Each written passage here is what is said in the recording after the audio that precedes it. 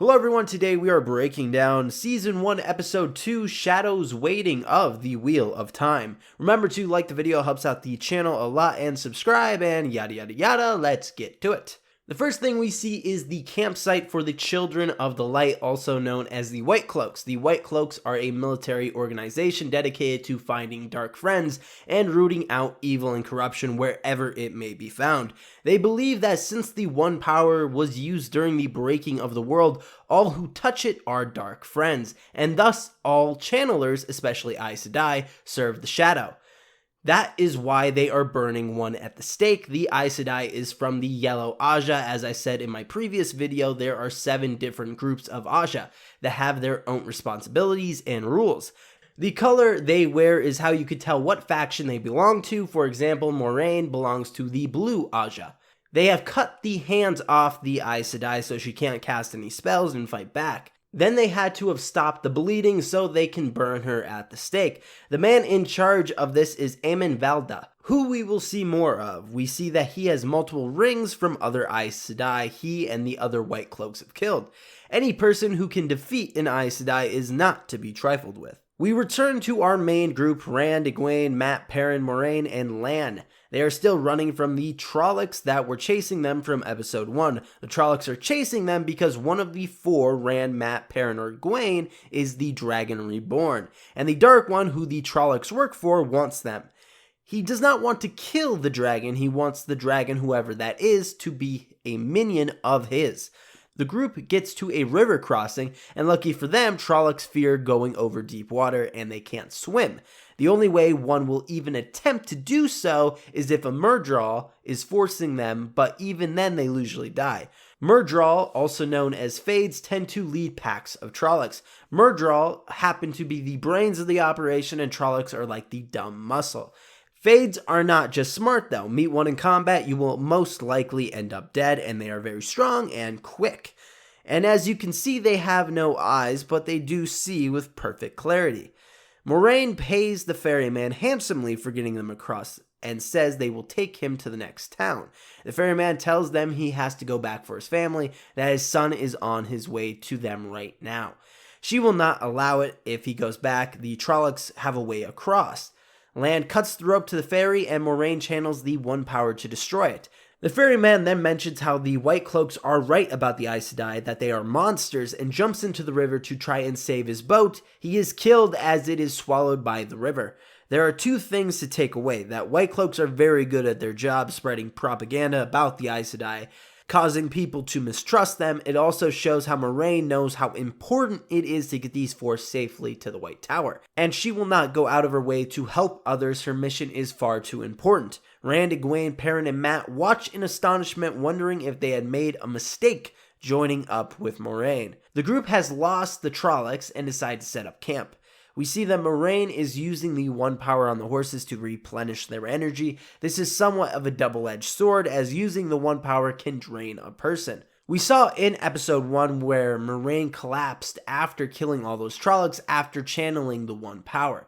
You may be asking, why does she not use the One Power on herself? Well, she can't. Aes Sedai can use the One Power on another Aes Sedai, but they cannot self-treat themselves. Rand, Perrin, Mat, and Egwene are sitting around the fire, believing that Lan and Moiraine cannot hear them. They start discussing the events of the past few days about the attack on the village and the Trollocs. Rand is very distrustful of the Aes Sedai, believing they need a plan in case Moiraine is lying to them, which is sensible. This is a complete stranger and also happens to be an Aes Sedai, and Rand has heard the stories about them, and he feels those stories are valid after seeing what she did to the ferryman. Egwene seems a bit more trusting, saying everything she has told them has been true so far. The Trollocs kept following them even out of the 2 rivers. They then finally talk about what it is to be the Dragon Reborn. The dragon is the most powerful channeler of the One Power, really the only one who can face the Dark One. And it is said that the last dragon broke the world, but the next one will save it. Reincarnation is a thing in the Wheel of Time, so the next dragon will not look the same as the last. That is why it is possible that Egwene could be the Dragon Reborn.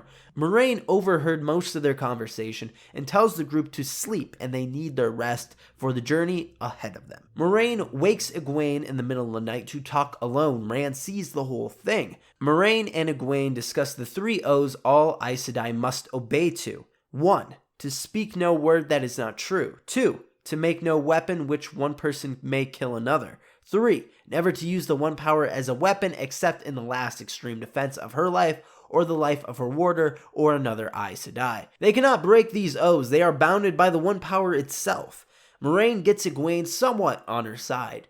They discuss the ferryman, that even if Moiraine didn't destroy his boat, he would have died when he got to the other side because of the Trollocs. And then the Trollocs would have had a way over. Egwene agrees with this. Moiraine then tells her that she could be an Aes Sedai, that she can touch the one power. That listening to the wind, what wisdoms can do, is really just another name for channeling it. Remember that Nynaeve can also listen to the wind, which will come up later in the show. Moiraine then brings out the test for Egwene to prove that she can use the one power. Egwene is able to do it, but really does not know how to control it, and it is very faint. Not everyone has the ability to touch the one power. Some people can learn to use it, but some people are born with the inclination to touch the source if they want to or not. If these people do not go and get trained at the White Tower, they often die from strange sicknesses. The ones who do survive may never know they are using the one power, that things kind of just work out for them if they want them badly enough. Egwene returns to sleep next to Rand. Rand rejects her offer to cuddle. You have to remember that she chose to become an apprentice over being with him, which hurt Rand, and he has to have time to process this. We see Perrin sitting at the fire reflecting about the night the Trollocs came and the night he accidentally killed his wife. We then see that he has a wound from the fight that looks still relatively fresh. Wounds inflicted by Trollocs are often hard to heal, like with Rand's father Tam. They had to get Moiraine to use the one source just to heal him. Perrin still doesn't really trust the Aes Sedai yet to ask her for help. That is why he is keeping it a secret from her. We return to Rand sleeping, and he awakes suddenly. He seems to be puking out a bat. He then looks off in the distance and sees a dark figure with fire for eyes. This is the Dark One, the one who is searching for them, the Dragon Reborn. Rand awakes from the nightmare, but he still sees the bat on the ground that he spit up. Then we see the rest of the camp, and there are more bats. It seems that the 4 who could be the dragon all had similar dreams. Matt says he saw a bunch of bats get their necks snapped, but they all did see the Dark One. Rand is yelling at Moiraine. He has no trust for her at all. He wants answers. This is slightly different from the books. He had mistrust in her, but he would never vocally say it to her, let alone yell at her. Rand does have a good point. The dragon will be able to touch the one power. If one of them is the dragon, the 3 boys aren't exactly going to be welcomed at the White Tower. Remember in episode 1, we saw a man who can use the one power, and they executed him. What will they do to them? Egwene defends Moiraine, saying all she has done is keep them safe, that she is using the one power to keep the group's strength up at the cost of her own well-being. Why shouldn't they trust her? Matt agrees with both of them, saying yes, Moiraine has a reason for keeping them alive. As soon as that reason is gone, well, they're expendable. But she does shoot fireballs, so better with her at the moment than to face the Trollocs alone. The group runs into a group of white cloaks. Moiraine quickly gives her ring, which signifies her being an Aes Sedai, to Lan, and comes up with the cover story. Moiraine knows the fate that will befall them if they find out that she is an Aes Sedai. We then see Geophram Bornhold.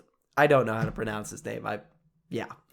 Who is the Lord Captain of the Children of the Light. He is one of the more reasonable people of the White Cloaks, being very even-tempered. He's about to let them go when Aemon insists on questioning her and does a thorough search of Moiraine. Aemon mentions how the White Tower sent 8 Aes Sedai to deal with Logain and his army. They have yet to mention Logain in the show, but he is a false dragon, or people believe he is the dragon. Every so often, someone will claim to be the dragon for a multitude of reasons. Some cannot even touch the one power and still claim to be the Dragon Reborn. But Logain can touch the one power, and this shows up in episode 4, so more on him then. During the search, we see that Moraine still has a wound from the Trolloc fight, and there is really nothing she can do about it. Only Aes Sedai can heal her wound, and she can now heal herself, so she is kind of fucked right now. Moraine tells Bornhold that they were attacked by Trollocs at Tarn Ferry. This is a lie, which could bite her in the ass at some point in the season. Egwene asks Moraine about the 3 O's again and how she broke the truth. Moraine tells her she didn't, and that she did tell the truth. It might have not been the whole truth, but it was the truth. The group starts to make camp again. Moraine points out the questioner, Aemon, had 7 Aes Sedai rings with him. Noting she will not forget his face, she wants revenge for her fallen sisters. Egwene and Rand are still having their lovers' quarrel. They do kind of make up here, Rand stating that he could never hate her. Egwene doesn't seem to understand how badly she hurt him when she chose the apprenticeship over him. She wants to act as if things are fine between the two, even though she basically dumped him. If anything, she is the one being unreasonable in this situation. We return to Perrin and his wound is still bothering him. A pack of wolves surround him and one comes up to him and licks his wound, and then the pack runs off. So this hints at something about Perrin. This is not a normal thing that happens to regular people. Perrin is a wolf brother. A wolf brother is a person who develops a relationship with wolves and some wolf-like characteristics. Not much is known about the origin of this condition other than it being much older than the One Power, so it's very ancient, dating back to primitive man. Wolf brothers can communicate with wolves over large distances, have better vision, and better sense of smell. They should reveal more about it later on in the season. We then see Moraine, and she is not in good shape. The wound from the Trollocs is taking its toll, and her using the One Power so much is also dwindling her strength. The group is sleeping when Egwene is awoken by something. She is listening to the wind and feels the same kind of darkness she felt right before the 2 Rivers was attacked by Trollocs. She looks up and sees a Fade with his army of Trollocs. The group springs up from their sleep to get on their horses and ride. Moraine is so weak that she doesn't even wake up. Perrin has to carry her while on horseback. The group rides to the fallen city of Shadar Logoth. Shadar Logoth, formerly known as Eredal, was once a great city, but destroyed itself during the Trolloc Wars by becoming as dark and evil as the shadow against which it fought.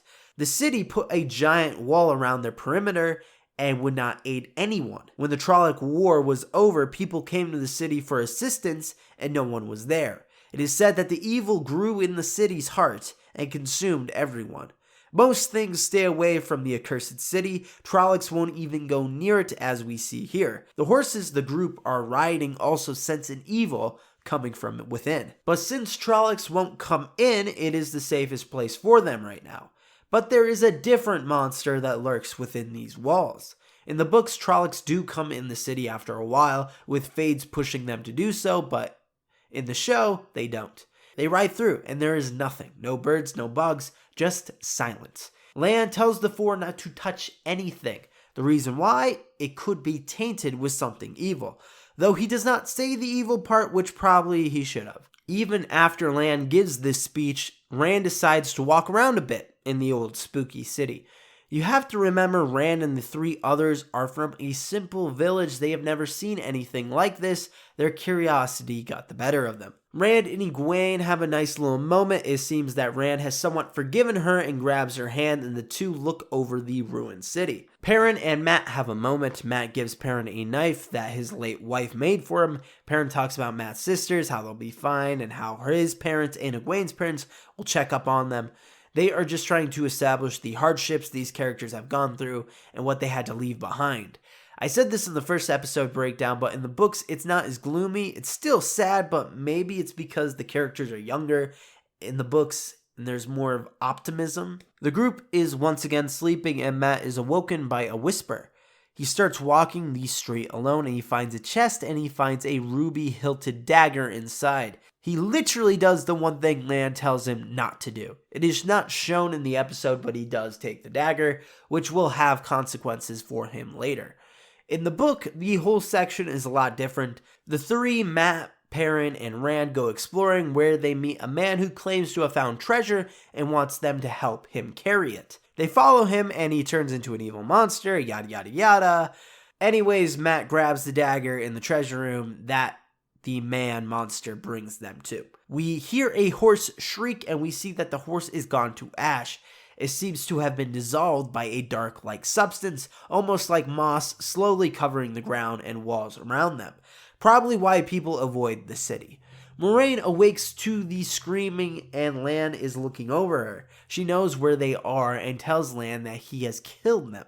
So clearly the monster in the walls is more dangerous than the Trolloc army. The monster is called Mashadar. That is why the city's name was changed to Shadar Logoth, which in the old tongue means place where the shadow waits. The group gets split up into three because of Mashadar. Matt and Rand are together, Perrin and Gawain are together, and Lan and Moraine are together. All three groups make their escape, though Moraine and Lan are the only ones who can make it out on their horses. Why this is bad is because the city is giant. The three groups went in three different directions, and there are Trollocs around the city. It would take days for them to circle the entire city, which would be quite dangerous. You might be asking, why can't Mashadar leave the city?